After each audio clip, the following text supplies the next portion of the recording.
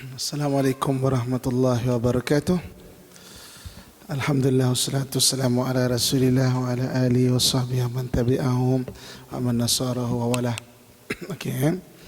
Sebelum kita sambil-sambil tunggu kita punya jurugambar tu siap untuk kita mulakan kuliah, kita selawat dulu ya. Kan soal ringkas kita pilih selawat badariyah insya-Allah. Allahumma salli wa sallim wa barik alaihi. Salatullah salamullah ala taha rasulillah. Salatullah salamullah ala yasin habibillah. Salatullah salamullah ala yasin habibillah. Tawassalna bismillah wa bil hadi rasulillah wa kulli mujahidin lillah bi ahlil badri ya Allah wa kulli mujahidin lillah bi ahlil badri ya Allah. Allahumma salli wa sallim wa barik alaihi. Bismillahirrahmanirrahim. Assalamualaikum warahmatullahi wabarakatuh. Innal hamdalillah nahmaduhu wa nasta'inuhu wa nastahdi wa nastaghfiruh wa natubu ilaih wa na'udzu billahi min syururi anfusina min sayyiati a'malina may yahdihillahu fala mudilla lahu wa may yudlilhu falan tajida lahu waliyyan mursyida. Asyhadu an la ilaha illallah wahdahu la syarika lah wa asyhadu anna Muhammadan abduhu wa rasuluh. Allahumma fassalli wa sallim ala sayyidina Muhammad wa ala alihi wa ashabihi ajmain, amma ba'd.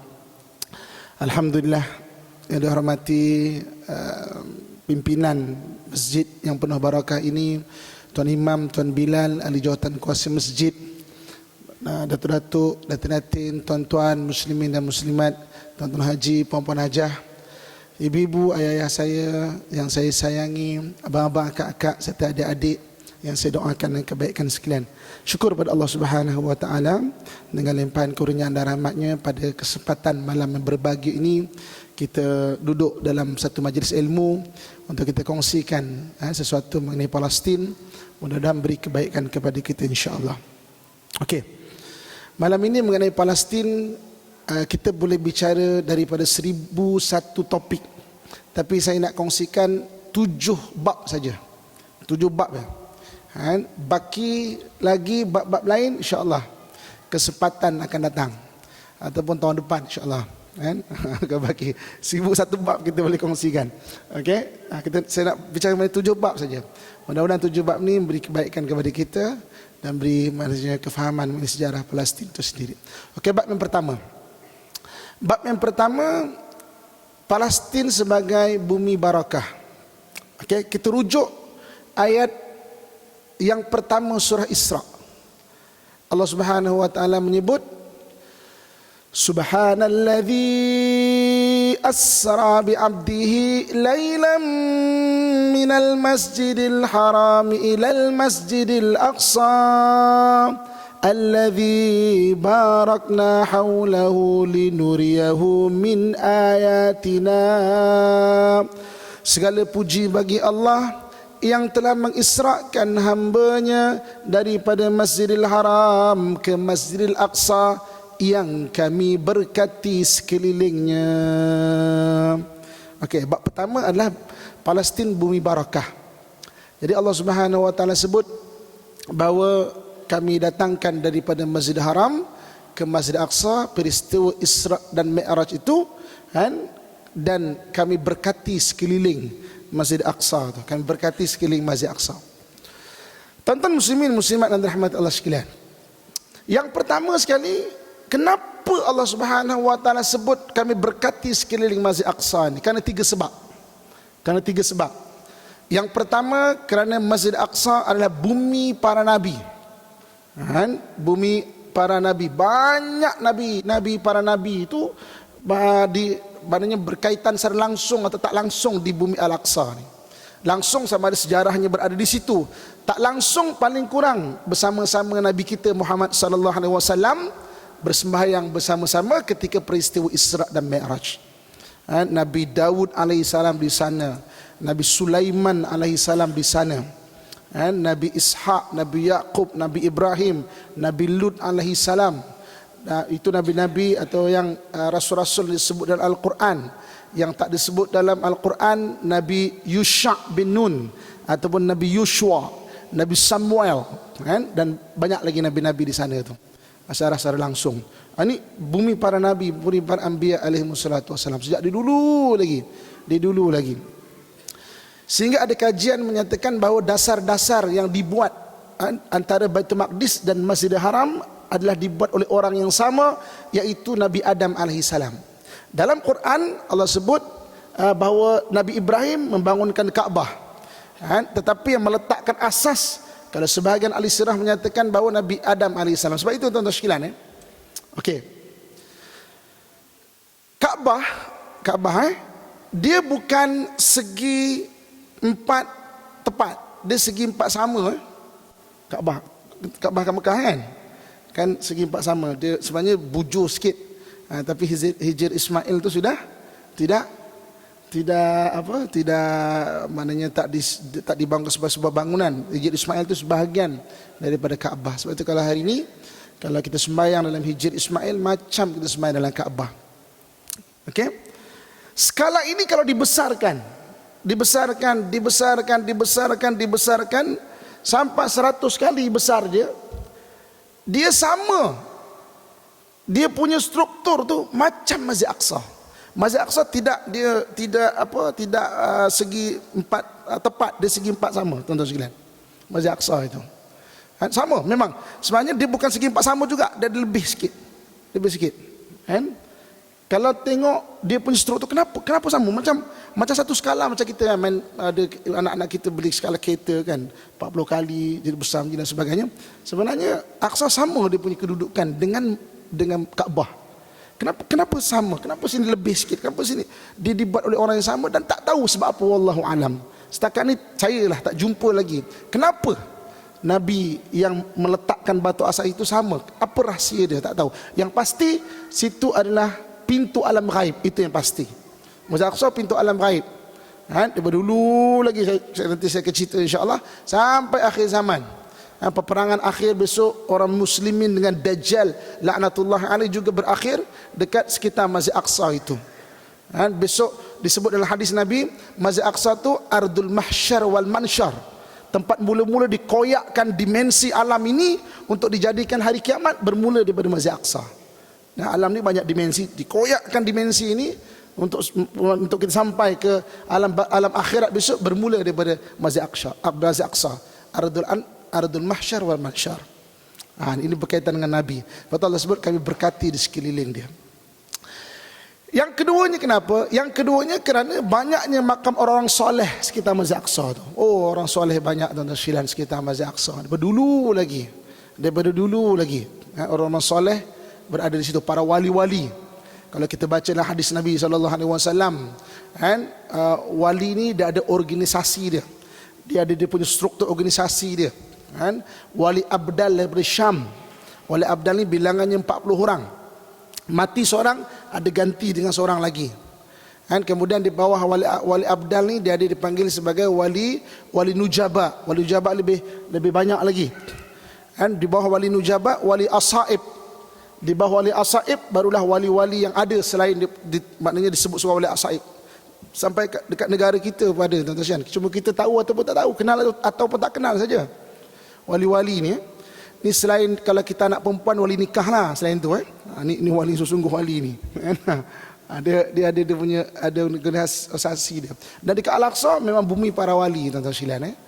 Hingga dalam Masjid Aqsa tu ada ruangan dipanggil sebagai Maqam Arba'in. makam di tempat arba'in para wali, arba'in 40. Mengikut Imam satu Masjid Aqsa, dekat sini tempat 40 wali abdal bersidang. Saya tanya dia, Imam, ni yang tak nampak ke yang gaib-gaib ke yang nampak? Yang zahir, yang zahir. Setahun sekali dia akan bersidang dekat sini, wali abdal itu. Dan pengalaman saya bawa jemaah kan, ni nak hampir bulan 2 minggu lagi rombongan ke 44. Memang tuan-tuan sekalian, dalam 44 rombongan yang saya bawa, dalam 17 rombongan dapat rezeki. Dapat rezeki, kita pun tak tahu kan. Saya memang bawa orang tidur dekat masjid, sekitar Masjid Aqsa tiap-tiap malam berqiyamul lail. Ada dapat Quran lama 300 400 tahun kan. Ada yang dapat pedang daripada zaman tentera salib tu kan. Ada yang dapat amalan-amalan perubatan Islam. Perubatan Islam tidak semestinya diberi pada para ustaz. Sebab kita hidup ni dengan tanggungjawab, dengan tugasan. Ustaz-ustaz bila nak merubat orang, tuan-tuan sekalian, kan? Kalau kuliah katakan, kalau forum macam saya, kalau forum habis pukul 12 malam. Pagi esok dia kuliah subuh. Bila nak merubat orang bilanya? Kadang ilmu perubatan Islam dia bagi pada orang biasa saja. Tapi yang baik, yang jaga solat. Sebab tu kadang-kadang kita tahu, dia latar belakang bukan ustaz, tapi mengubat orang, rezeki. Kan? Ada jemaah saya yang dapat ilmu perubatan Islam, baca kat air macam ni, baca kat madu macam ni. Kan? Dan ada yang berubat pun ada. Rezeki, tuan-tuan sekalian. Itu memang pelik lah kat sana. Ada yang tiba-tiba sini, aku betulkan bacaan Quran kau baca Fatihah, baca gini. Kan? Tahu tak perbezaan di antara kau punya kat Malaysia, qiraat kau qiraat Asim daripada riwayat Thayyibah dan Syatibi. Syatibi dengan Thayyibah bezanya 14 bacaan. Sini. Balik dan mengajar Quran pun ada. Kan? Ada perbezaan. Syatibi dapat ilmu Quran. Itu pengalaman saya, tuan-tuan sekalian, bawa jemaah kat sana. Kan? Dalam 17 rombongan lah. Kan? Daripada 44 rombongan. Itu memang bumi para wali. Kita tak tahu kan. Dan memang dunia ni kita, sebab kita yalah, tapi kalau nak tunjukkan tu, itu rezeki kita masing-masing. Dan kenapa Allah sebut allazi barakna haulahu, yang kami berkati sekelilingnya? Yang ketiganya kerana dia bumi syahid sampai hari kiamat. Dalam dunia ni ada beberapa tanah yang disebut sama dalam Quran ataupun hadis Nabi SAW. Antaranya Mekah dan Madinah disebut sebagai Darul Aman, negeri yang aman. Wa hadzal baladil amin. Besok Dajjal kalau keluar, antara tempat yang dia tidak boleh masuk, terdinding dengan dinding-dinding cahaya, adalah Mekah dan Madinah. Dajjal besok kalau dibangkit keluar, Mekah negeri amin, negeri dia panggil Darul Aman. Antara lain dia panggil Darul Fitan, negeri fitnah. Negeri fitnah ni Iraq, tuan-tuan sekalian. Sebab tu kalau kita tengok Iraq, daripada dulu lagi peperangan kerana fitnah. Dulu lagi. Nabucodonosor 580 tahun sebelum Masihi. Kan? Maknanya daripada Iraq. Kita tengok peperangan di Baghdad. Sekarang pun sampai akhir zaman besok, apabila sungai Furat dan sungai Dajlah akan berperang dan sebagainya. Maksudnya Iraq memang Darul Fitan disebut. Antara lain disebut sebagai Darul Barakah. Darul Barakah ni Yaman dan juga Syria, Syam. Sebab Nabi pernah doakan. Berkat sebab apa Nabi doakan? Satu hari Nabi berdoakan, Allahumma barik Yamanina, Allahumma barik Syamina, Allahumma barik Yamanina, Allahumma barik Syamina, Allahumma barik Yamanina, Allahumma barik Syamina. Ya Allah, berkati Yaman, berkati Syam, berkati Yaman, berkati Syam. Ahli Najat minta, ahli Najat ketika itu ada di situ, ya Allah, wahai Rasulullah, boleh tak doakan kami ahli Najat? Nabi kata tak, di Najat akan tumbuh tanduk-tanduk syaitan. Najat sekarang adalah Riyadh. Ini Darul Barakah, kan, iaitu Yaman dan juga Syam, Syria. Dan dipanggil Darul Syuhada. Darul Syuhada sekitar Baitul Maqdis. Ini Baitul Maqdis memang Darul Syuhada. Dari dulu lagi Darul Syuhada ni maknanya peperangan kerana agama. Tengok tuan-tuan sekalian, Baitul Maqdis zaman mula-mula dulu, zaman Nabi Ibrahim. Kemudian ketika zaman Nabi Musa bawa Bani Israel masuk pergi Baitul Maqdis, berlaku peperangan. Matahari ini dalam hadis Nabi pernah diberhentikan dalam dunia, sejarah dunia ni, matahari ni pernah diberhentikan sekali, kan, kepada satu orang Nabi bernama Yusha bin Nun, kan, ketika dia nak berperang di Baitul Maqdis. Ending akhir perang tu pada hari Jumaat. orang Bani Israel hari Sabtu atau malam Sabtu tu dia tak boleh buat apa-apa dah. So nak perang, dia minta kepada Allah, ya Allah tolonglah panjangkan petang Jumaat. Allah berhentikan matahari. Dan Nabi SAW sebut tidak pernah matahari itu diberhentikan kecuali kepada Nabi Yusha' bin Nun. Ketika peperangan, ketika nak bawa masuk Bani Israel pergi ke Baitul Maqdis zaman Nabi Musa AS. Peperangan kerana agama, Nabucodonosor pernah menghapuskan Baitul Maqdis pada 580 tahun sebelum Masihi. Kemudian zaman lebih kurang dalam 200 tahun sebelum Masihi, 200 tahun sebelum Masihi, tuan-tuan pernah dengar kisah Ashabul Kahfi? Pernah dengar Ashabul Kahfi ya?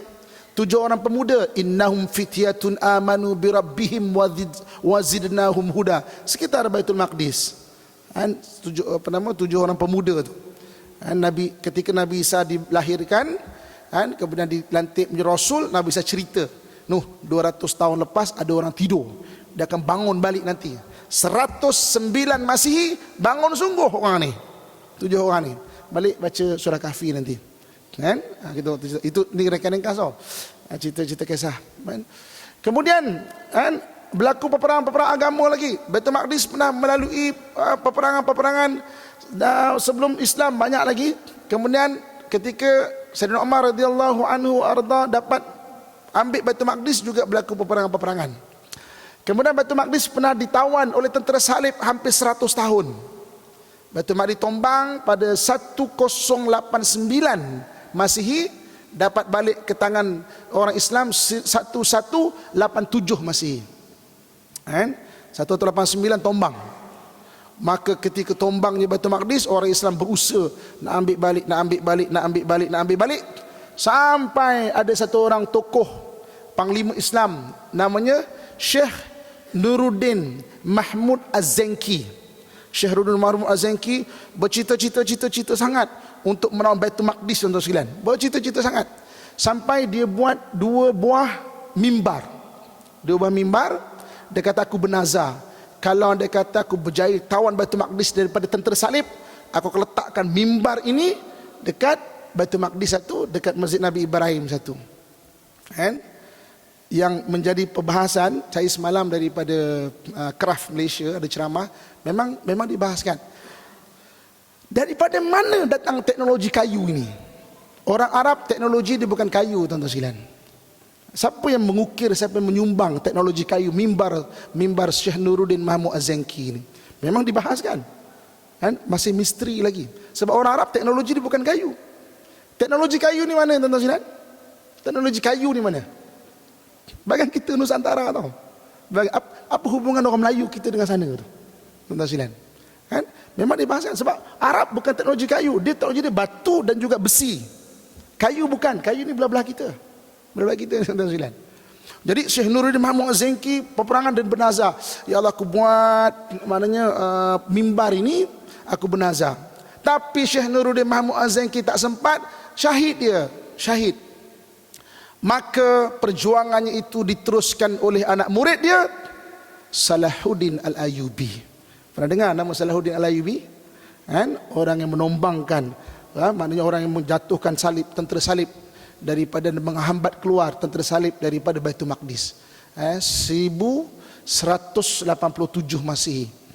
Ni balik nanti kalau kita rajin lah kan, bolehlah tengok, ataupun satu filem yang saya rasa bagus untuk tengok, Kingdom of Heaven kan, walaupun cerita orang putih tapi dia punya penasihat orang Islam dari Maroko, daripada Maghribi.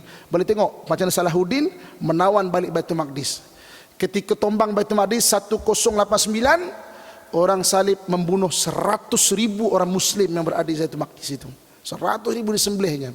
Ketika Salahuddin dapat tawan balik Baitul Maqdis, 70,000 orang salib, orang-orang Kristian dilepaskan macam tu saja.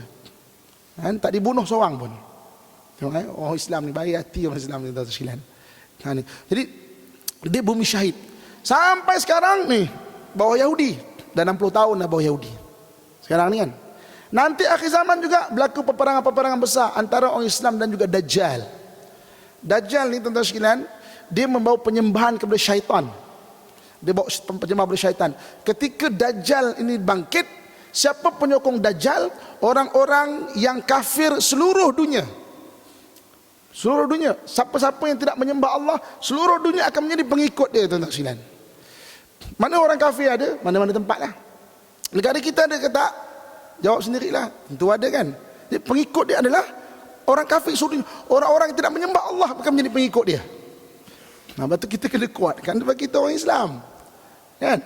Dan ketika itu kedudukan memang jelas. Kafir penyembah syaitan, orang beriman penyembah Allah.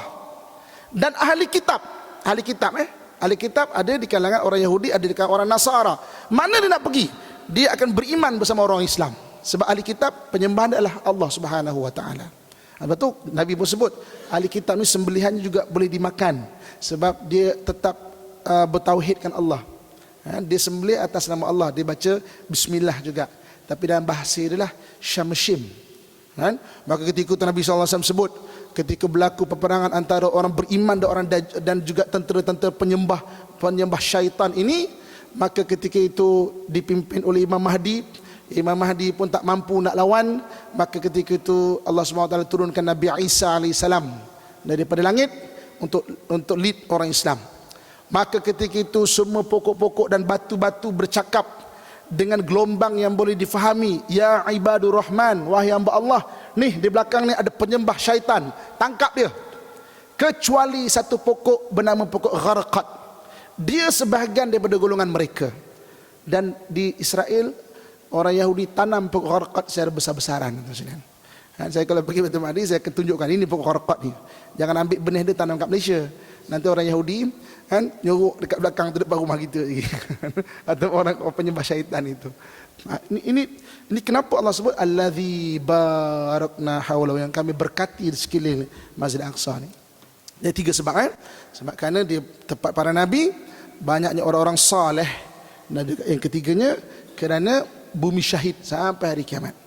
Dia membunyi peperangan-peperangan. Okey, habis bab yang pertama. Bab yang kedua.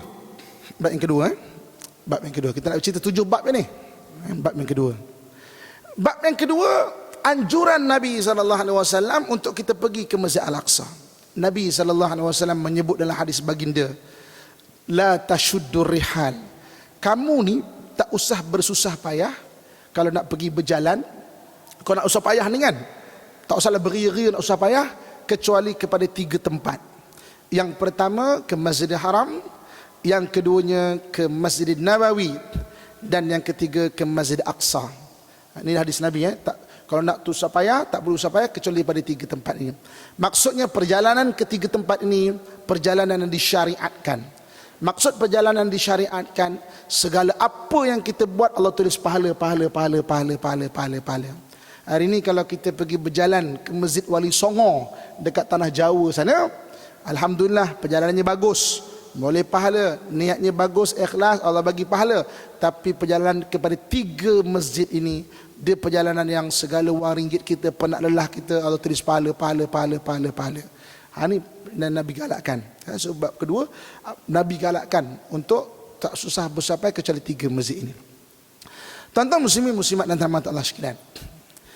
Dan sejarah umat Islam dalam sejarah umat Islam, berbandukan hadis ini, umat Islam tidak pernah meninggalkan Masjid Aqsa. Tak pernah, tuan-tuan sekalian. Apa keadaan Masjid Aqsa? Tak pernah.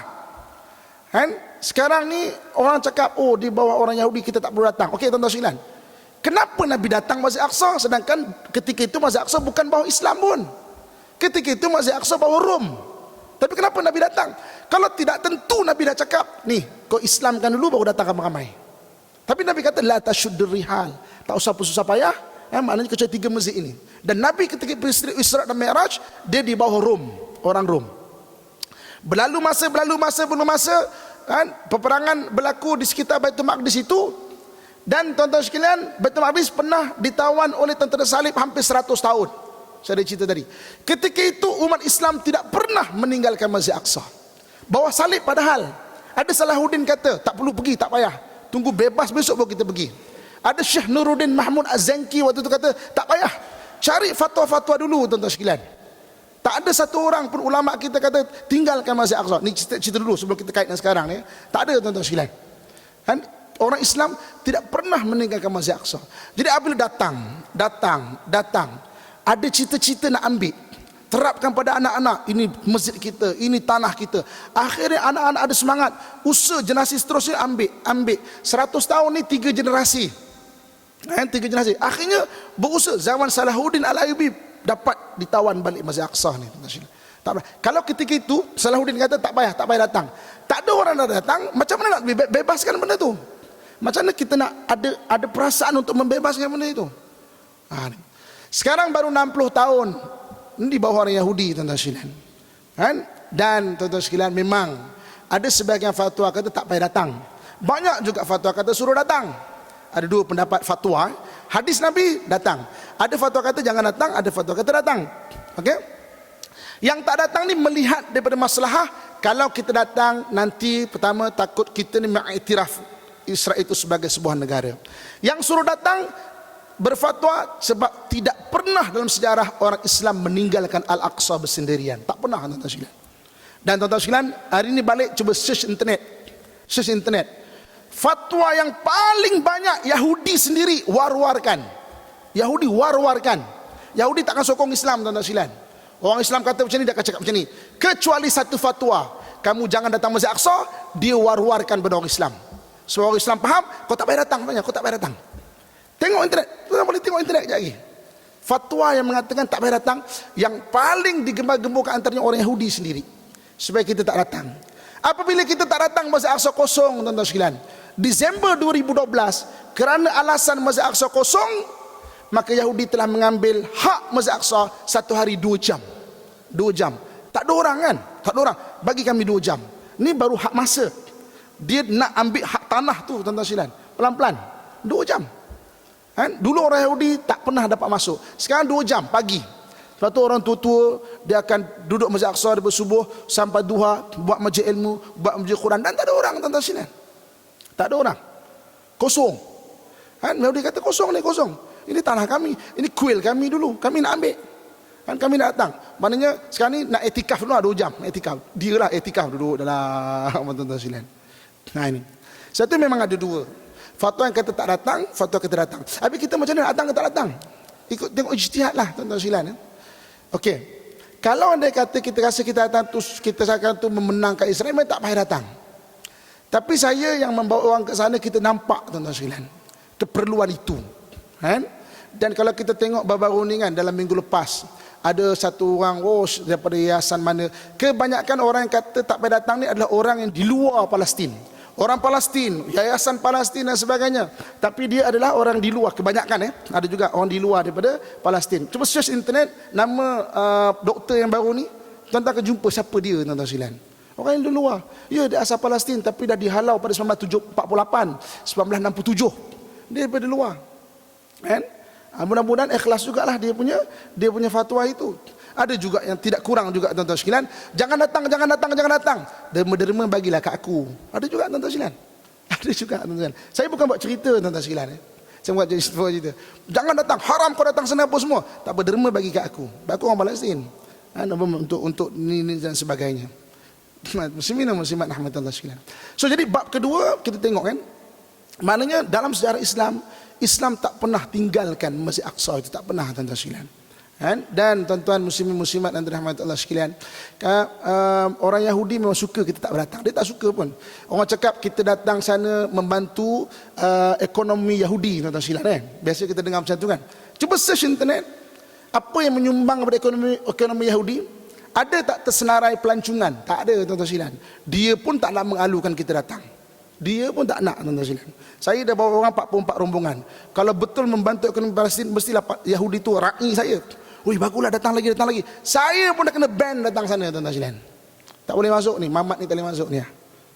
Kalau betul saya yang bawa orang ke sana, tentulah dia ra'i saya, tentulah dia jaga saya. Saya pun kena ban. Tuan-tuan sekalian, baru-baru ni, bukan baru ni lah, beberapa ketika lepas datang 2 orang ustaz. Saya ada berjuta ni nak bawa orang Melayu kita berjuta ni nak bawa sumbangan ke Palestin. Saya tak percaya institusi lain. Ustaz boleh tak bawa bantuan ni pergi Palestin? Saya kata boleh, insya-Allah. Kalau betul Ustaz boleh bawa, macam mana cara Ustaz bawa? Kita tak pernah berhadapan dengan macam ni. Saya pun cerita lah semua. Nak bawa duit ke Palestin ni senang je tuan-tuan sekalian. Letak kat badan, jangan letak dekat beg. Tapi badan pastikan tak ada barang besi. Cincin buka, jam buka, pastikan baju seluar kita tak ada barang-barang besi. Kalau kita masuk metal detector, nak masuk dia ada 4 checkpoint. Metal detector tu tak ada kesan besi, dia takkan raba badan kita. So berapa banyak kita bawa pun dia takkan raba badan kita. Kan? Tu kadang-kadang bawa memang banyak lah tuan-tuan sekalian. Tak poket ni, ikat kat badan dan sebagainya. Oh macam tu Ustaz lah. Macam tu lah. Okey Ustaz, sebahagian ni kita nak bagi pada pejuang. Ustaz boleh tak bagi pada pejuang? Saya kata boleh insya-Allah. Ya ke? Boleh ke Ustaz? Betul boleh. Dah kita dalam tu. Di ketika orang tak boleh bawa ke Gaza, kita masih lagi boleh. Sebab kita dah ada dalam tu. Kita boleh arrange. Sekarang ni tuan-tuan sekalian, masalah di Gaza adalah Mesir sendiri pun tak nak bagi. Macam mana? Mesir pun tak nak bagi. Dulu cabaran kita Mesir bagi, tapi Rafah yang susah nak masuk sebab Yahudi jaga. Sekarang ni Mesir sendiri pun tak bagi. Macam mana nak buat? Kita terpaksa wakilkan. Oh, orang pasti datang sini dan sebagainya. Kita dah masuk dalam Masjid Aqsa. Tuan-tuan boleh bayang tak? Maknanya boleh, macam mana kita dah jumpa orang tu dan sebagainya. Okay, sebagian saya nak bagi pada pejuang, boleh tak? Kita boleh. Kita boleh atur. Hatta ke Gaza pun saya boleh atur. Tapi takkan saya nak war-warkan dalam radio dan TV. Kan? Orang tentulah boleh detect. Yahudi tentulah boleh detect. Takkan saya nak cerita dalam Facebook saya. Kan? Sebagian orang nak hantar bantuan cerita dalam Facebook. Kan? Oh, kapal kita akan melintas waktu GMT dia pukul 5 pagi. Kapal kita hantar bantuan ni. Yahudi tak perlu hantar spy. Kita sendiri dah cerita dah. Kan? Pukul 3 pagi dia tidur aman-aman, pukul 3 pagi pasang jalan loceng. Nenek dia pun bangun. Okey, memang orang Malaysia nak masuk ni, bantuan ni. Kita sekatlah. Sebab kita sendiri cerita. Kan? Dia kata okey, saya tapi takkanlah kita nak cerita dalam Facebook kita. Okey. Saya kata boleh. Okey Ustaz. Ustaz ada tak gambar-gambar pejuang? Dia kata ada. Boleh tak saya nak tengok? Kerana mendesaknya nak tengok tu, saya kata saya reserve sikit. Saya kata pelik dia ni. Kata tak apa. Nanti saya cari dulu. Saya tak ingat tak mana lah. Satu orang perempuan, satu orang lelaki. Nak jumpa saya ni pakai jubah ni. Nak ceritanya Islamik, beria-ria ni, pakai celak ni, penuh mata ni, beria-ria ni. Okey. Okey tak apa Ustaz, minggu depan kita jumpa. Minggu depan tak ada jumpa tuan-tuan sekalian. Tak ada jumpa. Okey. Lepas tu lagi 2 minggu saya nak pergi Al-Aqsa.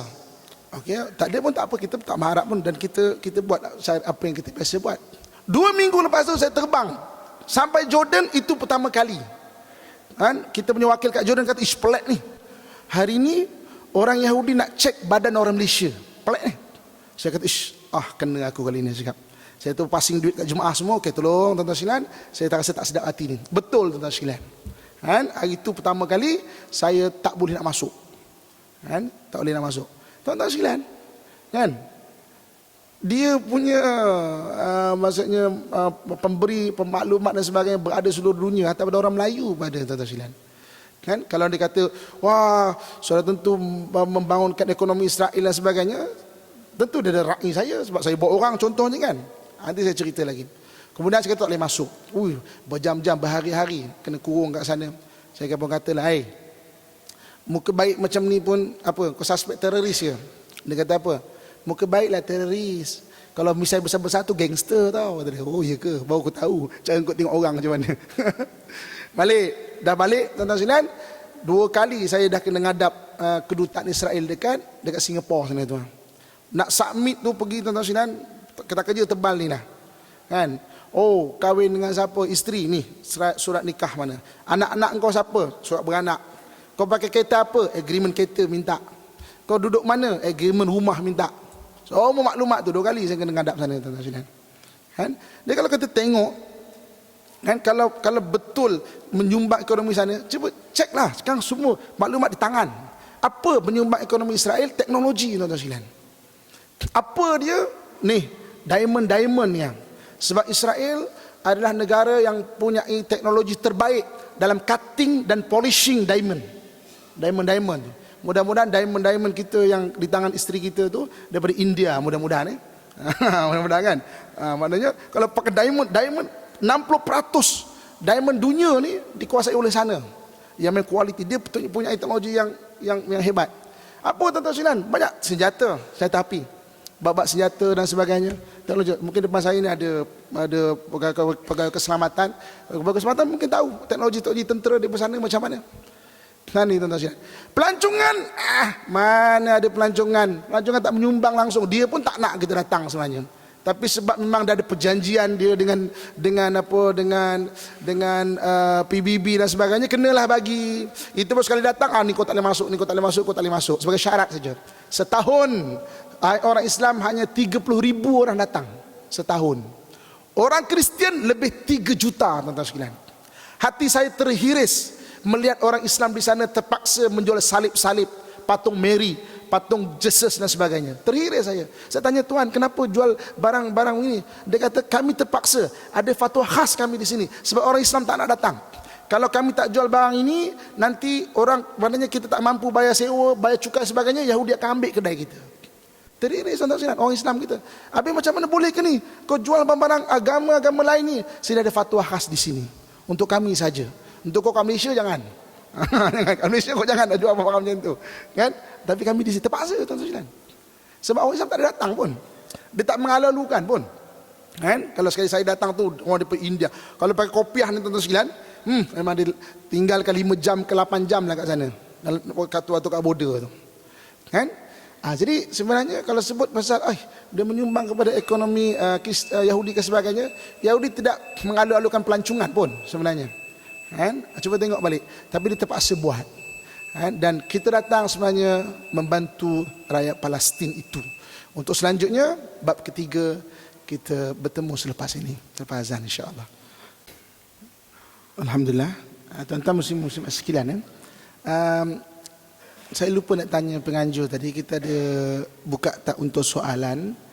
Okey, nanti dalam 10 minit lagi selepas penerangan saya, siapa ada soalan-soalan bertulis, kadang-kadang lisan pun insya-Allah.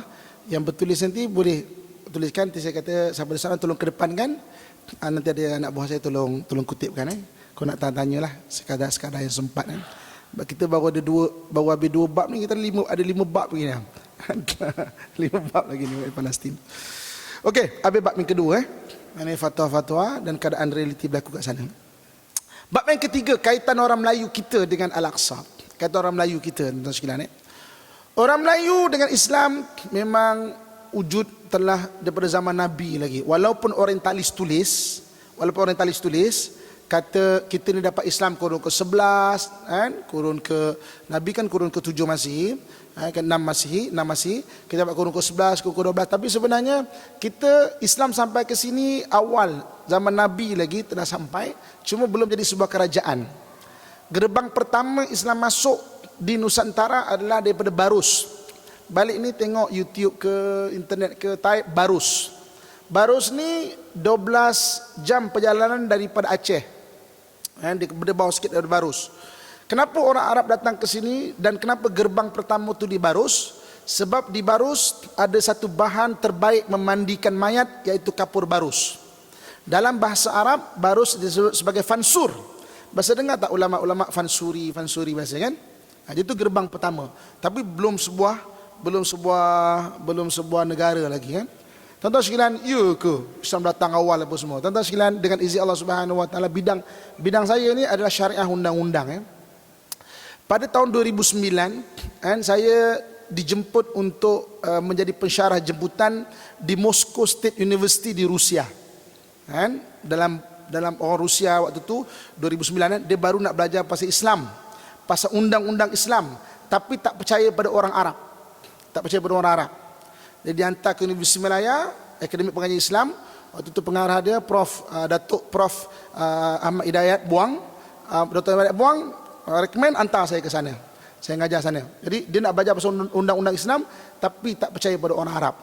Jadi budak Jawa ni pun pergilah ngajar orang Rusia ke sana, tuan-tuan sekalian. Saya duduk sana. Oleh kerana saya jadi pensyarah kat sana, saya dapat masuklah perpustakaan rahsia, perpustakaan bertanda merah di sana. Tuan-tuan sekalian, dekat Rusia ada 13 manuskrip Melayu yang tak ada kat mana-mana. Termasuk undang-undang bertulis bangsa kita Melayu sebelum kedatangan Islam. Kita hari ini, tuan-tuan, kalau depan saya orang undang-undang, masih lagi diajar, orang Islam, orang Melayu kita tidak ada undang-undang bertulis kecuali setelah kedatangan Islam. Undang-undang kita adalah undang-undang adat, mulut ke mulut. Tapi tuan-tuan sekalian, saya temui undang-undang bertulis bangsa kita Melayu sebelum wujudnya tulisan Jawi, tulisan aksara, tulisannya macam tulisan Thailand tapi bunyinya Melayu. Bunyi Melayu tuan-tuan sekalian. 100 muka surat lebih tulisan tu. Kalau satu bangsa dah ada undang-undang bertulisnya sendiri, sudah tentu bangsa tu bangsa yang sangat maju tuan-tuan sekalian. Tapi yang cerita sejarah kita ni adalah orientalis. Orientalis nak biar orang Melayu kita ni rasa lemah, rasa rendah diri dan sebagainya. Orang Melayu ni malaslah, bisnes tak boleh berjaya. Ya ke? Kan? Ya ke? Kenapa buku-buku Melayu tak ada? Ketika Melaka ditombangkan oleh Portugis, 2 buah kapal bawa angkut kitab-kitab Melayu, buku-buku Melayu, Flor de Lema. Kan? Kemudian dia kata 2 buah kapal ini tenggelam di tengah jalan, tuan-tuan sekalian. Tapi ahli sejarah tidak meyakini kapal tu tak tenggelam pun. Buku-buku sejarah Melayu kita ni berada di merata-rata dunia, tuan-tuan sekalian. Tapi di Saint Petersburg kan, ada 13 manuskrip Melayu yang tak ada di mana-mana, tuan-tuan sekalian. Itu saya tengok, saya kata ya Allah, hai, ni saya balik, saya bincang dengan UM, bincang dengan UIA, kena hantar budak PhD ni. Kan? Jadi orang kata waktu Ustaz Muhammad pergilah. Saya kata saya tak larat lah, kena budak-budak muda, kita dah tua kan. Hantar budak-budak muda untuk pergi buat PhD dan bidang undang-undang, kaji belah sana. Setakat ni saya rasa waktu saya balik 2009 tak ada lagi dihantar untuk buat PhD dan buat undang-undang di sana. Tapi manuskrip Melayu. Saya ingat saya ada kongsikan tau dekat blog saya. Cuba balik itu type Ustaz Amin manuskrip Melayu dekat Rusia. Type kat Google kan. Saya pernah kongsikan benda tu. Kan? Maknanya bagaimana saya menemui manuskrip Melayu kat sana. Jadi sejarah kita orientalis yang tulis. Kita ni bangsa yang tak tahu sejarah kita. Dan memang betul, kalau kita nak matikan tanam-tanaman, kita racuni akar mereka. Kita nak matikan sebuah bangsa, racuni sejarah mereka. Ini yang dibuat di selatan Thailand. Kan? Sejarah selatan Thailand, kita orang Malaysia lebih mahir daripada orang Thailand sendiri. Kan, orang Patani, kita lebih tahu siapa tu Ahmad Sulong dan sebagainya yang belakang selatan Thailand tu. Orang Thailand pun tak tahu sebab diracuni sejarah. Macam tu juga di Palestin. Orang Palestin sendiri tak tahu sejarah Palestin, tuan-tuan. Kita lebih tahu lagi. Saya satu hari itu Imam Al-Aqsa kursuskan saya sejarah Palestin, orang Arab ikut ni. Saya kata, kau ni daripada mana? Saya ingat mungkin daripada Mesir, orang Arab luar. Aku daripada Baitul Laham, tak jauh. Baitul Laham dalam 20 km je. Daripada Baitul Maqdis. Saya kata, kau tak tahu ke sejarah ni? Kami tak tahu, kami tak diajar. Habis kat sekolah kau diajar apa? Aku diajar sejarah-sejarah luar. What is capital of Zimbabwe? Atau aku boleh jawab. Capital Zimbabwe dia boleh tahu, sejarah Al-Aqsa pun tak tahu. Balik pada sekitar orang Melayu, sama juga, kita tak tahu sejarah kita. Kita sampai kita percaya orang Melayu ni lemah lah apa semua. Tapi saya antara orang yang pernah jumpa manuskrip Melayu itu. Okey, kaitan orang Melayu, bab ketiga, kaitan orang Melayu kita dengan Al-Aqsa. Secara bertulisnya, apabila kita Islam, maknanya kita ada kaitan langsung dengan Masjid Aqsa. Yang bertulisnya orang Melayu pergi ke Al-Aqsa kurun ke-16 di zaman Wali Songo. Wali Songo, tuan-tuan sekalian, Wali Songo ni 9. Wali Songo wali 9. Siapa orang jauh depan saya kan, siji, loro, telu, papat, lima, enam, pitu, walu, Songo. Kan? Maaf kalau makhrajnya tak apa betul. Kan? Tapi Wali Songo tu, salah satu nama Wali Songo adalah Sunan Kudus. Siapa Sunan Kudus? Sunan Kudus diambil namanya sempena daripada Al-Quds.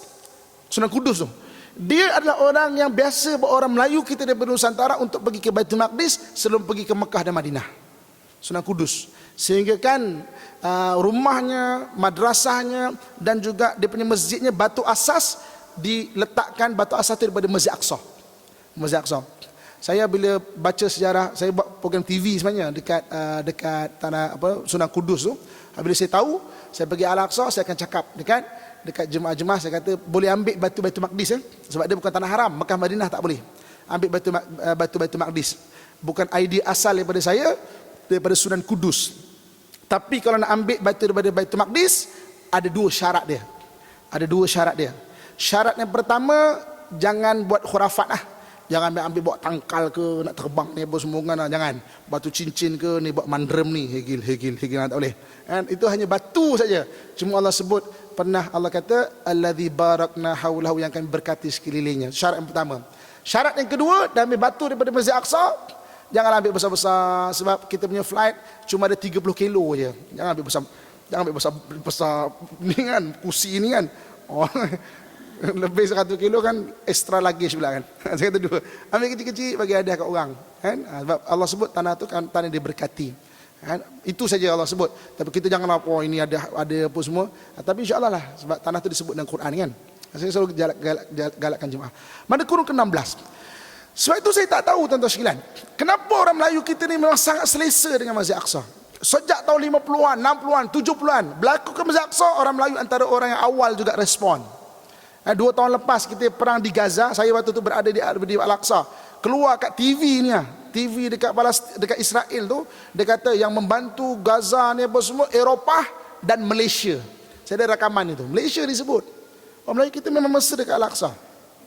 Itu belum lagi kita cerita mengenai kalau tuan-tuan baca tarsilah Melayu Tarsilah Melayu. Balik nanti boleh baca lah, saya lontarkan idea dia.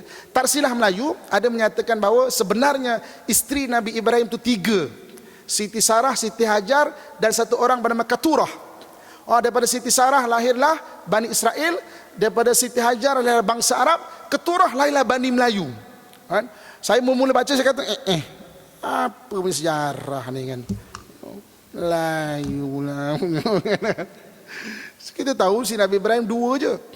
Selepas saya selalu pergi Al-Aqsa, Imam Al-Aqsa banyak bagi manuskrip kat saya tuan-tuan sekalian. Kalau mengikut catatan ahli sirah, memang isteri Nabi Ibrahim itu 3 dan yang ketiga itu namanya Keturah. Saya dah pergi kampung Keturah, lebih kurang 200 km daripada Jerusalem.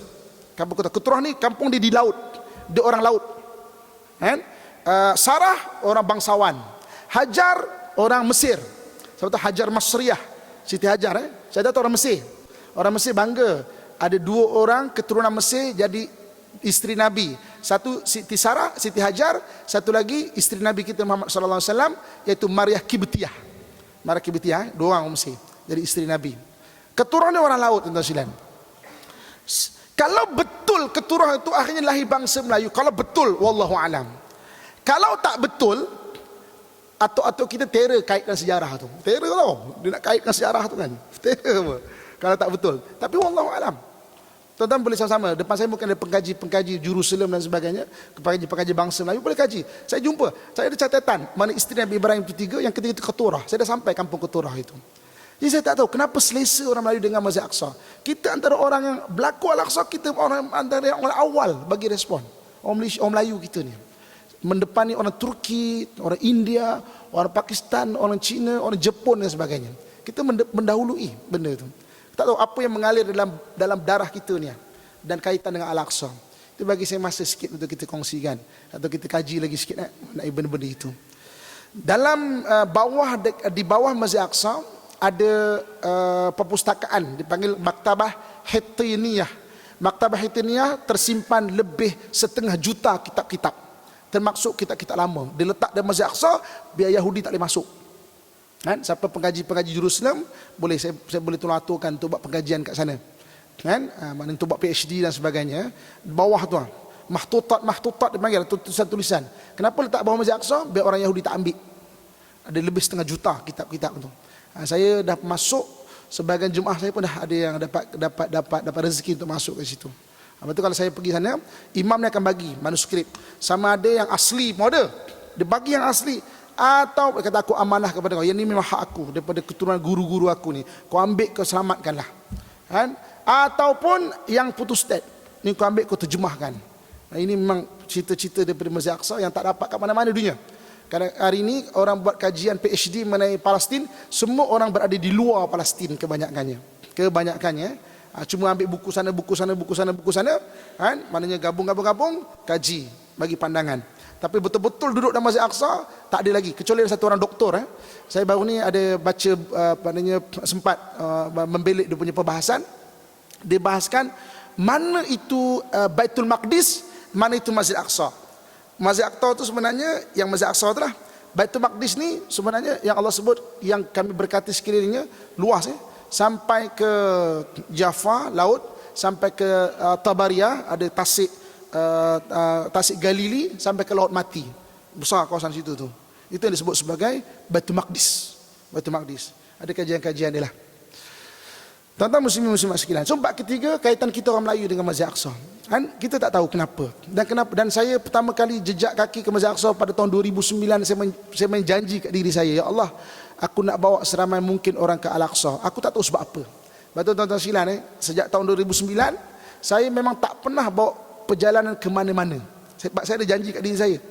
Saya akan bawa Masjid Aqsa. Tuan-tuan yang tengok saya kat TV pergi Maroko lah, Spain lah, mana tu, itu semua dengan program TV. Tapi bawa jemaah saya tak bawa ke mana-mana. Saya bawa ke Mekah, Madinah, mesti ke Al-Aqsa juga. Sejak tahun 2009. Sehinggalah tahun lepas, setelah saya mula tak boleh masuk, saya kata, ya Allah, dah sampai masa lah. Maknanya aku tak boleh masuk dah ni. Mana janji aku habis. Tu yang tahun lepas saya start bawa ke tempat lain, ke Uzbekistan lah, ke mana lah kan, bawa ke Kashmir. Tapi memang tiap-tiap bulan kita ada ke Al-Aqsa. Sebab saya ada janji. Saya kata, ya Allah, aku nak, maknanya bawa orang Melayu, bawa orang sedar. Kita namakan perjalanan kita perjalanan universiti kehidupan. Tuan-tuan pergi akan belajar 1001 benda, tuan-tuan sekalian. Saya sebagai orang yang berada dalam bidang agama ni pun pergi sana pertama kali 30% sejarah Nabi tu memang meningkat. Kita tengok, oh ini sejarah Nabi Sulaiman. Kat sini rupanya, oh ini penjara jin. Ini tempat macam mana jin tu curi cincin Nabi Sulaiman. Dia curi cincin Nabi Sulaiman, dia duduk atas singgasana Nabi Sulaiman. Oh kat sini tempat dia rupanya. Oh ini tempat Nabi Daud AS. Oh ini tempat sejarah Nabi. Kita nampak tempat-tempat dia tu. Kan? Memang 30%, 40%. Itu sejarah para Nabi. Okey, habis bab yang ketiga. Kita pergi ringkas bab yang keempat. Masa saya diberi sampai pukul 9 je ni. Sempat ke ni? Saya minta izin lebih-lebih sikit lah ya. Yang keempat, Masjid Aqsa. Kita nak kenal Masjid Aqsa itu sendiri ya. Masjid Aqsa ni luas. Tuan-tuan sekalian, 36 ekar. Bab keempat, Masjid Aqsa. Kenali Masjid Aqsa. Saya sedang menyiapkan satu buku, 100 perkara kena tengok dekat dalam Masjid Aqsa. Bukan kota Jerusalem Masjid Aqsa. Apa benda kena tengok kat Masjid Aqsa? Dalam Masjid Aqsa apa benda? Masjid Aqsa ni dia 36 ekar. Dia ada 5 buah masjid, 2 atas tanah, 3 bawah tanah. 2 atas tanah kubah kelabu dan kubah kuning tu. Kubah kuning tu sebahagian Masjid Aqsa, tuan-tuan sekalian. Yahudi memang saja bagi tahu kita, dia highlight gambar-gambar kubah kuning, kemudian dia kata ni bukan Masjid Aqsa, ni bukan Masjid Aqsa. Kita pun percaya, oh ni bukan Masjid Aqsa. Supaya apa? Dia nak kita faham Masjid Aqsa yang kecil tu je. Biar dia ambil tanah-tanah Aqsa, kita tak sensitif. Tapi sebenarnya Al-Aqsa 36 ekar, 5 buah masjid, 2 atas tanah, 3 bawah tanah. Itu Masjid Aqsa. Masjid-masjid bawah tanah yang pertama Masjid Marwani. Dekat situ dia ada kisah Siti Maryam. Yang Siti Maryam ni, kalau anda kata ayah angkat dia Nabi Zakaria nak bawa makanan, fawajada indah rizqa, dah ada makanan dah. Daripada mana datang makanan ni, malaikat hantar dari bilik Siti Maryam. Kan? Dekat Masjid Marwani, seringkas kan? Kemudian masjid bawah tanah yang kedua, masjid utama bawah tanah, sekarang itu ada tiang-tiang Nabi Sulaiman AS. Maknanya jin-jin yang bantu zaman Nabi Sulaiman bangunkan Masjid Aqsa, ada tiang dia. Masjid yang ketiga dia panggil Masjid Burak yang bawah tanah. Masjid Burak itu dia ada tempat Nabi tambat burak waktu peristiwa Isra dan Mi'raj. Pada zaman Utsmaniyah diletakkan satu gelang, simbol Nabi tambat burak. Bukan gelang itu yang Nabi tambat burak tapi sebagai simbol saja. Masjid Burak. Atas Masjid Aqsa ada 2 masjid, masjid utama satu, masjid kuning satu. Masjid kuning ini bawahnya ada batu tergantung. Legenda batu tergantung kan, yang kita orang Melayu kita sebut batu tergantung nak ikut Nabi Isra Mi'raj dan sebagainya. Dia tak nampak terapung-apung macam ni. Dia macam ni bentuk dia. Macam ni. Dalam ribuan ulama kita hanya bebelas orang saja yang menulis mengenai batu tu terapung-apung. Jadi apa pandangan ulama lain? Ulama lain kata ya, terapung-apung, tapi tak semua orang direzekikan tengok. Tak semua orang rezeki, sebab dalam bebelas orang aja yang menulis mengenai batu tu terapung-apung. Tapi batu tu macam ni. Dekat dalam Masjid Kuning itu ada bekas rambut Nabi SAW. Dulu para sahabat bawa rambut Nabi ini letakkan, sebab Nabi pernah sebut datanglah kemari. Tapi rambut itu pada 1924 1917 ketika British tawan Masjid Aqsa, orang ambil rambut Nabi itu selamatkan, serahkan kepada khalifah dekat Turki. Khalifah tombang 1924, rambut Nabi itu sekarang berada di Museum Topkapi di Istanbul, Turki. Istanbul, Turki itu rambut Nabi itu asal daripada Masjid Aqsa itu. Rambut Nabi itu, atau ada bekas rambut Nabi. Okey, mengenal Masjid Aqsa lagi, apa yang ada Masjid Aqsa lagi? Antaranya ada penjara jin. Zaman Nabi Sulaiman, Nabi Sulaiman boleh perintah jin-jin yang melanggar undang-undang di penjaranya. Imam waktu kursuskan saya kata, Imam, ada lagi tak jin kat sini? Dia tarik tangan saya, dia kata, jangan tanya. Jangan tanya. Apa lagi ada Masjid Aqsa? Ada singgasana Nabi Sulaiman kat Masjid Aqsa, kursi Sulaiman. Allah sebut dalam Quran, walaqad fatanna li Sulaiman wa alqaina ala kursiyyihi jasadan thumma anam. Jin pernah duduk menyamar jadi Nabi Sulaiman. Kisahnya panjanglah. Nanti boleh tengok Quran, boleh tengok buku sirah. Dekat situ ada makam Nabi Sulaiman alaihissalam. Tapi ada khilaf. Makam Nabi Sulaiman ada yang kata dekat Yaman. Yaman ni sebab dekat bersebelahan isterinya Balqis. Ada yang kata dekat Jerusalem, dekat Masjid Aqsa itu. Apa lagi kat Masjid Aqsa yang kita boleh tengok, tuan-tuan sekalian? Antara lain yang boleh kita tengok Masjid Aqsa adalah tiang-tiang lama zaman Rom dulu. Tu maknanya zaman dalam Masjid Aqsa tu. Orang Masjid Aqsa dia buat apa saja Masjid Aqsa, tak ada satu pun tanah Masjid Aqsa dibawa keluar dari Masjid Aqsa, dilonggokkan Masjid Aqsa, sebab Yahudi memang nak sangat tanah Masjid Aqsa tu. Yang orang Islam tak benar kan. Kalau dia renovate ke batu-batu semua tetap, tuan-tuan sekalian. Antara lain kita boleh tengok bintang 6. Bintang 6 ni orang Islam guna lama dah. Orang Yahudi baru guna dalam 100 tahun lebih. Star of David. Kalau kita bendera Israel ada bintang 6, ada garis biru atas dan bawah. Apa maksud bintang 6 itu? Dia kata 6 ni adalah 6 negara yang kita nak tawan. 6 negara. Palestin, Jordan, Syria, Mesir, Lebanon, sebahagian daripada Iraq. Sebab ini semua tanah-tanah Israel kata dia. Kan? Yang tanah ini di antara dua buah sungai, antara sungai Nil di Mesir dan sungai Dajlah di Iraq. Lepas tu dia garis dua tu dan 6 bintang tu. Dan tuan-tuan sekalian, duit sposin Israel, duit sposin dia yang budak-budak kecil pun boleh pegang duit sposin tu, ada tanah cita-cita dia tu. Yang 6 negara ni. Negara besar Israel Raya tu ada. Didoktrinkan macam tu saya, tuan-tuan sekalian. Kan? Itu maknanya bintang 6. Kita boleh tengok mimbar Salahuddin Al-Ayyubi, mimbar yang saya sebut tadi kan, mimbar Syekh Nuruddin Az-Zanki, teknologi kayu. Sama macam teknik yang digunakan untuk membuat istana apa dekat Negeri Sembilan tu. Sembilan apa tu? Dekat Kuala Pilah tu, dekat Seri Menanti kan. Pakai pesak-pesak apa, pakai tak ada pakai baku, tuan sekalian. 16,000 keping-kepingan kayu. Teknologinya hanya orang Nusantara aja ada. Orang Nusantara aja, tuan sekalian. Waktu kita tak tahu apa kaitan orang Melayu kita dengan bagian Nusantara. 16 keping kayu diselak jadi mimbar. Kan? Kita orang Melayu gitu kan. Maksudnya tak roboh tu. Bukan kayu besar-besar tau. 16 keping kecil-kecil diselak. Arab tak ada teknologi kayu, tak ada.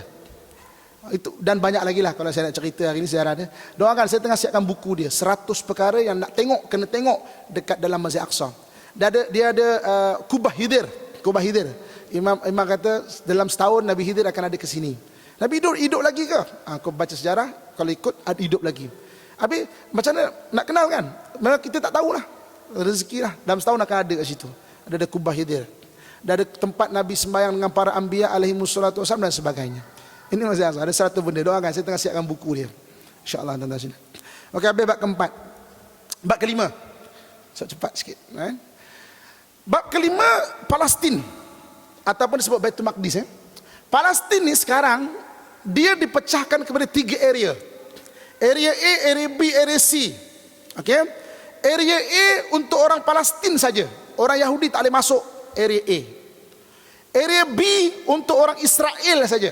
Orang Palestin tak boleh masuk Area B. Untuk Israel saja. Area C special. Area C macam capital lah. Siapa-siapa yang lahir Area C boleh duduk sama-sama. Yahudi ke Islam ke boleh duduk sama-sama. Area A contohnya apa?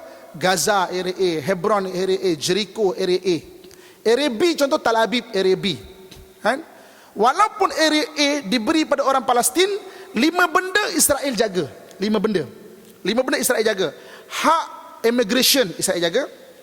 Hak ruang udara, hak bekalan elektrik, hak bekalan air, dan hak security tentera. Israel jaga 5 benda ni.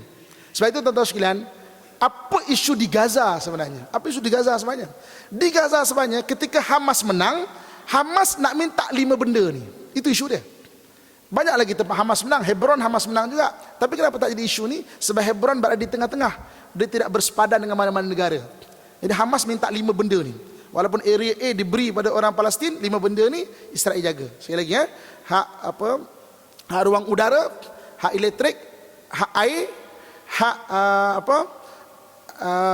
elektrik, air, hak sepadan, dan juga security ataupun tentera. 5 benda ni Israel jaga. Ni. So, kita ni pergi mana, tuan-tuan sekalian? Okey, si area C Jerusalem. Si Jerusalem Sebab tu Jerusalem bagi pada 2. Ada East Jerusalem, ada West Jerusalem. West Jerusalem orang Yahudi, East Jerusalem orang Islam. Ada 2. Okey? Area C. Area B Yahudi saja. Yahudi saja. Ataupun orang yang menyokong Yahudi. Tuan-tuan sekalian, rakyat Yahudi 7 juta, 1.7 adalah orang Arab, tuan-tuan sekalian. 1.7. Ni Arab yang sokong Israel ni. Kan? Tuan-tuan sekalian, orang Arab ni kalau kita tengok sejarah dia penuh pengkhianatan. Allah pun sebut dalam Quran, innal a'rab asyaddul kufra wan nifaq. Orang Arab kalau tak beriman sangat kufur, sangat munafik. Penuh pengkhianatan. Bacalah sejarah Palestin, pengkhianatan daripada orang Arab, tuan-tuan sekalian. Cuba baca. Siapakah yang menombangkan kerajaan Utsmaniyah? Daripada 2 faktor, daripada dalaman Kemal Atatürk dan daripada 2 revolusi Arab yang dipimpin oleh Sharif Hussein pada 1916. Sharif Hussein nak jadi khalifah, minta British bantu. Okey, aku nak jadi khalifah, aku akan gerakkan orang Arab semua akan menentang Khalifah Bani Utsmaniyah. 1916 1917 Palestin jatuh ke tangan British dan makin berjaya.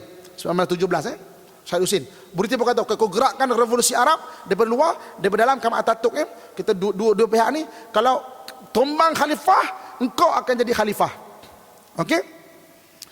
March 1924 Mas 1924 Khalifah Utsmaniyah tombang. Sharif Hussein pun dengan bangganya jumpa British. Okey, Khalifah dah tombang, aku nak jadi Khalifah sekarang. Oh, boleh. Jom kita buat petabalan kau di Cyprus. Oh, seronok dia, aku nak jadi Khalifah selepas Utsmaniyah. Sampai di Cyprus dipenjarakan. Kau nak jadi raja Khalifah sangat, kau penjara kau. 1924 Sharif Hussein dipenjarakan, tuan-tuan sekalian. Tapi setelah tombang Khalifah Bani Utsmaniyah, sebab tu dia sangat tekilan. Aku menyesalnya. Tapi dia tak guna dah, tuan-tuan sekalian. Akhir hayat dia minta kepada British, boleh tak aku nak sembahyang ke Baitul Maqdis? Kan? British membagi, kemudian hantarkan sampai di Jordan, meninggal kat Jordan. Orang usahakan tanamlah sekitar Baitul Maqdis, sebab dah bertaubat dan sebagainya. Okey, tombang Baitul Maqdis 1967, tengok sejarah dia. 67 waktu tu Jerusalem tak tombang lagi. Tel Aviv sebagainya tombang. Ada satu tempat namanya Kastel. Kastel ni satu lembah. Okey, Kastel ni dijaga oleh orang Islam. Kalau tombang Kastel, Jerusalem akan tombang. Maka ketika Yahudi mula datang 1967, dipertahankan Kastel ni, lembah ini, oleh orang Islam, dipimpin oleh Syekh Abdul Qadir Al-Husaini. Cuma tengok nama dia, Parlimen Islam. Tengok kat internet lah, boleh kenal muka dia. Dekat badan dia sentiasa ada Quran. Walaupun dia menghafal Quran, dia nak baca Quran tu dengan mata dia. Syekh Abdul Qadir Al-Husaini. 67 tombang Kastel, tombang Jerusalem. Syekh Abdul Qadir Al-Husaini meninggal syahid, tuan-tuan sekalian. Seminggu jenazah dia dipegang oleh orang Yahudi, baru dibagi pada orang Islam. Ketika dibagi pada orang Islam, tengok tembakan itu bukan daripada depan, tapi daripada belakang. Tuan-tuan sekalian, di belakang. Kan? Jadi ketika Israel buat negara, 1.7 orang Arab menyokong Israel sampai sekarang, yang dapat kerakyatan Israel dan sebagainya. Itu kat area B. Kan? Jadi kita ni mana? Kita pergi area C dan area A sahaja. Kita pergi area B, area C, area A saja. Sebab tu kalau cakap kita pergi, kita masuk Palestin sebab sokong Israel, tidak. Sebab Israel pegang hak immigration tu saja kita lalui. Tapi kita pergi dekat Jericho, kawasan A, orang Islam. Hebron, kawasan A. C pun kita pergi dekat kawasan orang Islam. East Jerusalem. Orang Islam duduk hotel orang Islam, maknanya bas orang Islam. Cuba kata jemaah saya kata, ustaz, Lalan datang boleh tak nak pergi Tel Aviv nak tengok? Saya kata boleh. Saya uruslah. Hanya perjalanan saja. Betul kalau kita kata kita datang bantu Israel, tidak. Kita tahu mana area kita pergi. Kita jaga tuan-tuan sekalian. Bukan kita tak jaga. Ketika itu kita buat bantuan-bantuan, kan, dan sebagainya. Okey. Habis bab yang kelima, kan, iaitu Masjid Aqsa, dan kelima adalah area di Palestin. Saya nak berikan 2 bab lagi insya-Allah. Kemudian bab yang keenam, kan. Okey, saya dengan izin Allah Subhanahu Wa Taala bawa orang pergi Palestin. Apa kerja bawa pergi Palestin ni, kan? Yang keenam, apa yang kita buat tuan-tuan sekalian? Kita bantu semampu yang kita boleh lah. Dengan izin Allah Subhanahu Wa Taala, kita salah satunya grup Universiti Kehidupan. Saya tahu depan saya pun ada mana ibu-ibu ayah saya yang pernah ataupun dipanggil alumni UK lah, Universiti Kehidupan ni. Kita tahu kita adalah satu grup yang buat rumah anak yatim sekitar Masjid Aqsa, daripada tanah rata sampai tingkat 4 sekarang ni, kan? Kapet Masjid Aqsa sumbangan dari orang Malaysia. Jangan tak tahu, kita ni kapet merah tu sumbangan, sebahagiannya sumbangan daripada orang kita yang kita bawa masuk. PA sistem dia, PA sistem ketika orang melaungkan azan di Masjid Aqsa, sumbangan daripada orang Malaysia yang kita bawa. PA sistem dia. Sebab tu ketika selesai PA sistem dia, anak Melayu pertama melaungkan Masjid Aqsa, kan, budak kecil, kan, dia kata okey, kita nak pilih sekarang orang Melayu kita. Saya tak tahu sebelum ni pernah tak orang Melayu melaungkan azan, tapi ini dalam sejarah aku nak bagi, sebab PA sistem ni di semua orang Melayu buat untuk laungkan azan. Orang Melayu kita pernah laungkan azan dekat Masjid Aqsa, tuan-tuan sekalian. Imam belum lagi setakat ni, kan? Tapi orang Melayu kita melaungkan azan sana. Budak kecil, waktu tu budak tu umur dalam 12 tahun saja. 12 tahun. Kan? Itu sejarah-sejarah yang apa kita buat kat sana tu semaksimum mungkin. Kita nak bantu bab senjata apa semua tak mampulah. Itu kajian G2G punya hal lah, kan. Kita mampu yang buat sekadar itu. Tapi kita buat bantuan. Sebab tu kalau grup saya yang pergi, orang kenal, oh ni grup Ustaz Muhammad, dia raih macam keluarga, sebab dia tahu misi yang kita bawa tu. Kita anjurkan korban, tuan-tuan sekalian, masya-Allah, berpuluh ekor lah. Sampai ke Gaza kita anjurkan korban buka puasa. Ni Ramadan lagi 4 bulan. Siapa nak sama saya untuk bantuan buka puasa kat sana, kan? Kita bawa rombongan 10 hari akhir dekat Baitul Maqdis, kan? Kita hampir tak bulan pergi. Tuan-tuan ada benda-benda yang highly recommended nak pergilah. Bulan Ramadan, korban, ni bulan 5 ni Isra Mi'raj. Kita sambut Isra Mi'raj di tanah Isra Mi'raj itu sendiri, iaitu dekat Masjid Aqsa. Tuan-tuan kita buat, kan, cat lah apa semua tu, tuan-tuan ada pipe, kepala pipe. Tuan-tuan kalau ada duit syubhat, duit syubhat, kan, bunga bank ke apa semua, kalau nak sama-sama kita belikan pipe Masjid Aqsa, tandas dia ke apa semua, kita boleh aturkan, tuan-tuan sekalian, kan. Benda-benda yang syubhat lah, selain bantuan-bantuan yang betul-betul bantuan yang lain-lain, tuan-tuan sekalian. Sebab kita masuk sendiri, kita tak wakil-wakil. Kita masuk sendiri. Ni kepada pentadbir Masjid Aqsa. Okey, kami fokus bulan Ramadan ni nak ni sejadah ni kita belikan. Waktu tu kapet 3 tahun lepas kapet tu. Kena sumbang kapet dia dan sebagainya. Setiap dahi yang sujud merebahkan dahinya ke lantai menyembah Allah, mudah-mudahan ada pahala untuk kita semua, insya-Allah, amin. Dan ayat terakhir cabaran lah, ya, cabaran dekat sana, tuan-tuan sekalian, dia ada 2 bahagian. Satu, sebuah negara lah. Sebuah negara kita kena peka lah, kan. Kita orang Malaysia tak mengiktiraf Israel sebagai sebuah negara, kan. Jelas dekat pasport kita. Habis itu pergi ke sana, kita pergi ke area B. Kita pergi ke area A. Area A untuk orang Palestin saja. Kita tak pergi ke area B pun, kan. Untuk rasmi perjalanan kita tak pergi area B, kan. Walaupun habis itu kita ada tulis ni dilarang pergi kecuali Israel, kita pergi Palestin. Tapi kerana Palestin tak ada border lagi setakat ini, kita terpaksa laut Israel. Itu saja, tuan-tuan sekalian. Itu cabarannya. Kadang-kadang kita kena faham, kita pergi mana sebenarnya. Kita bukan sokong Israel, bukan pergi tanah Israel. Kita pergi area Palestin, area B, area A dan area C. Area C itu Jerusalem dan Masjid Aqsa, kan. So cabaran-cabaran dia, tuan-tuan sekalian, adalah apa yang kita boleh bantu. Paling kurang doakanlah. Kalau bantuan keuangan sana bagus juga sebenarnya. Kita banyak tolong selesaikan, kan.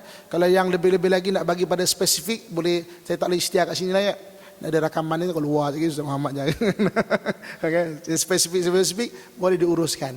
Yang sama-sama untuk pembangunan Masjid Aqsa pun insya-Allah, untuk untuk umat yatim kat sana, orang susah kat sana. Kemudian untuk berdidik syubhat boleh kita aturkan untuk tandas Masjid Aqsa, kepala pipe ni lah, penyelian dia punya benda-benda yang infra ni lah, tu buang-buang syubhat kan. Antara lain cabarannya adalah saya sendirilah kan.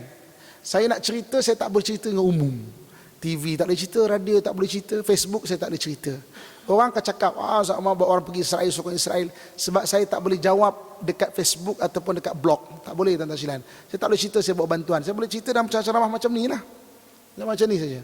Sebab kalau saya cerita satu rombongan, nanti orang Malaysia tak boleh pergi. Dia punya masalah tu besar. Saya sendiri pun tengah menguruskan. Saya dah berapa lama dah kena blok. Kalau kita pergi ke Palestin, nama kita akan pergi pada 3 tempat. Kementerian Dalaman dia, immigration dia, dan juga security ni Mossad. Mana siapa yang lepas 3 ni. Nama saya, Kementerian Dalaman dah selesai, immigration dah selesai, tinggal security lagi. Belum selesai lagi. Saya punya visa lepas keluar bulan 11 keluar, bulan 12 keluar. Tapi sampai dekat border, dia cek, entry deny. Sebesar-besar tu. Dekat pasport saya. Dah kenapa cakap pasport ni kan? Entry deny. Kau kena pergi Singapura, ada benda kau kena selesaikan. Malas lah. Dia kata, biar rehat dulu, biar jemaah pergi dulu. Kena ngadap tu, tuan-tuan ke Singapura. Susah. Masuk, dah masuk. Dia kata, okay, minta wallet kau. Hai, wallet aku bukan minta. Okay, minta wallet kau. Dia check wallet kita. Sebab wallet kita ni kadang-kadang ada kad tulah kat orang ni pun semua kan. Dan yang penting dia kata, dia tengok wallet kita, dia tengok pasport kita. Okay, memang betul kau ni Muhammad Abdullah. Kan? Sebab apa? Kalau kita ni bawa pasport palsu, suatu tu dah kad kita ni, kad orang lain pun ada dalam wallet kita. Nasib baik tak ada kad isteri saya ke dalam tu kan. Bukan betul Muhammad Abdullah. Let's talk. Kita nak cerita sekarang, apa yang kau nak cakap. The security dia semua settle, baru boleh cerita. Ini tuan-tuan sekalian. So itu antara cabaran saya. Bulan 12 baru ni saya kena berat juga dekat media.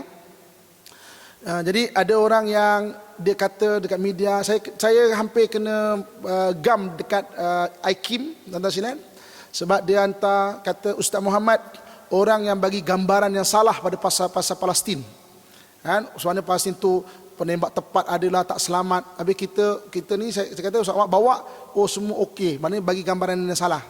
Saya kata kalau nak cerita bagi gambaran yang salah, saya lah dapat bagi gambaran yang betul. Sebab saya ada dalam tu. Saya boleh cerita sebenar. Saya boleh bagi, kita pernah bawa reporter dan sebagainya, boleh bagi lintasan langsung. Kan? Sebab apa? Sebab ada sebagian pihak, dia kutip derma untuk Palestin, tapi tak boleh nak hantar sana pun. Jadi dia divert ke Syria. Bila orang tanya, apa sahaja tak boleh masuk dalam Palestin? Dia terpaksa jawab, tak boleh, tak selamat. Orang cakap pula, kalau tak selamat, kenapa Ustaz Muhammad boleh masuk? Dia sudah hantar pada media, tolong ban Ustaz Muhammad daripada cerita Palestin. Sebab awak bagi gambaran yang salah. Saya kata saya lah bagi gambaran yang betul. Kan? Saya tak ganggu pun dia nak ketik derma ke apa untuk Syria. Saya tak nak cakap pun, jangan bagi sana. Saya tak nak cakap pun. Saya buat kerja saya je, tuan-tuan sekalian. Kita layan blues kita je. Bagi jom punya. Kita tahu apa kita buat. Kan? Tentang itu antara cabaran. So doakan untuk masa depan Palestin, saya yakin sangat. Kalau bukan generasi kita, generasi anak atau cucu kita. Dan saya yakin sangat orang Melayu akan terlibat langsung dalam pembebasan Palestin. Saya yakin sangat tuan-tuan sekalian. Sebab imam pun doakan. Imam kalau saya bawa dengan imam akan cakap, aku tengok dekat orang Melayu ke orang Nusantara ni ada keikhlasan. Dia cakap ya. Dan buat aku doakan supaya anak cucu kau besok akan sama-sama antara yang membebaskan Palestin. Saya kata, amin, tolong doakan kami imam. Mungkin kita tak sempat, tapi at least anak-anak kita, cucu-cucu kita dah cakap, kita perlu, maknanya Palestin tu sebahagian daripada tanah kita. Kan? Sekian saja saya setakat ni yang boleh kita kongsikan bersama. Siapa ada soalan, boleh berikan. Saya bagi saya 5 minit untuk soalan. Ada 2 soalan sini. Pertama, Assalamualaikum Ustaz. Selamat apabila kita berada di Palestin. Alhamdulillah ibu-ibu, kakak-kakak. Kalau alhamdulillah saya masih berada di sini setelah 44 rombongan. Selamatlah tu. Alhamdulillah. Okey, Yahudi ni dia memang nak bagi tahu kita sana tak selamat. Kadang-kadang berita kat Malaysia ni perang. Kami rombongan ada kat sana, tak ada apa-apa pun tuan-tuan sekalian. Dia saja sebab media ada orang pegang. Sebab tu saya pernah bawa utusan, utusan Malaysia pergi sana. Tiap-tiap hari dia akan buat laporan yang direct pasal Palestin. Setiap hari dia kena tukar email dia. Dia hantar berita, email block terus. Esok create email baru, hantar berita, block terus. Sebab kita dekat sana, kita dapat tahu apa nama gambaran sebenar pasal sana tu. Selamat insya-Allah. Okey, yang kedua, Assalamualaikum Ustaz. Jika PTPTN adalah pendapatan, adakah kita perlu membayar zakat PTPTN? PTPTN mula untuk Palestin dengan apa saya jawab juga lah ya. Kalau sebagai pendapatan kena bayar zakat lah, insya-Allah. Nak kaitkan ke Palestin juga ni, zakat tu boleh kita kirim ke Palestin insya-Allah. Antara zakat tu kan. Insya-Allah. Okey, jadi saya setakat saya dulu. Doakan pasal Palestin. Dengan izin Allah Subhanahu Wa Taala, kita antara yang masih aktif untuk pergi ke Masjid Aqsa. Dan kita tahu apa kita buat, bantuan-bantuan yang kita buat, doakan insya-Allah.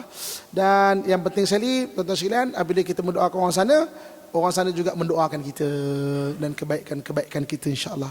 Mudah-mudahan satu hari nanti, kata kalau kata Imam Sun ataupun qariban dekat Al-Aqsa itu akan dibebaskan insya-Allah.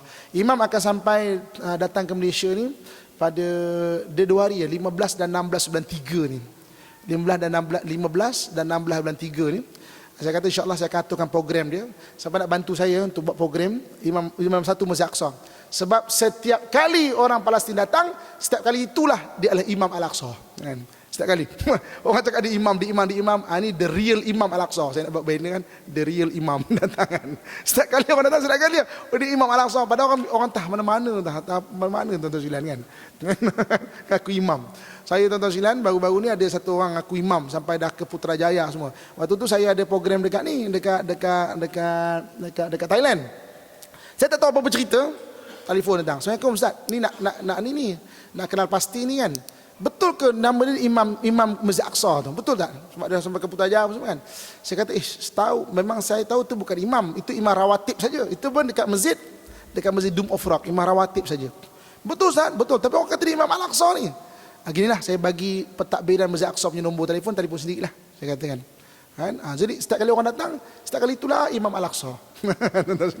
Dia akan datang 15 dan 16. Saya akan aturkan program-program dia, terutama ke media lah. Nak cerita sebenar apa yang jadi kat sana tu. Dan mungkin kita boleh tanya sini nanti, bagaimana fatwa yang ada sekarang ni, kata tak boleh datang, dan kita boleh dengar sini daripada mulut dia. Orang dalam sendiri Masjid Aqsa tu. Kenapa perlu datang ke sana tu? Kan? Di 15 dan 16. Kalau tak ada paparan insya-Allah. Jadi sekian saja yang baik datang daripada Allah Subhanahu Wa Taala, yang kurang dalam hati kelemahan diri saya sendiri saya minta ampun dan maaf. Aqulu qawli ma sami'tum astaghfirullah li wa lakum wa lisa'il muslimin fa fawzal mustaghfirin wa ya najat at-taibin. Assalamualaikum warahmatullahi wabarakatuh. Bismillahirrahmanirrahim. Alhamdulillahirabbil alamin wassalatu wassalamu ala asyrafil anbiya'i wal mursalin wa ala alihi washabbihi ajmain. Allahumma anfa'na bima 'allamtana warzuqna ilman nafi'an. Allahumma inna na'udzubika min qalbi la yakhsha wa min nafsin la tashba' min du'a'i la yasma'u. Na'udzubika min ha'ula'i arbab. Allahumma ansur ikhwanal muslimin wal mujahidin fil Falastin. Allahumma ansur ikhwanal muslimin wal mujahidin fil Iraq. Allahumma ansur ikhwanal muslimin wal mujahidin fil Afghan. اللهم انصر إخوان المسلمين المجاهدين في تايلاند. اللهم انصر إخوان المسلمين المجاهدين في كل مكان وفي كل زمان برحمتك يا أرحم الراحمين. وصلى الله على سيدنا ومولانا محمد وعلى آله وصحبه أجمعين. سبحان ربك رب العزة عما يصفون والسلام على المرسلين والحمد لله رب العالمين. تقبل الله منكم منا منكم تقبل يا كريم. الحمد لله.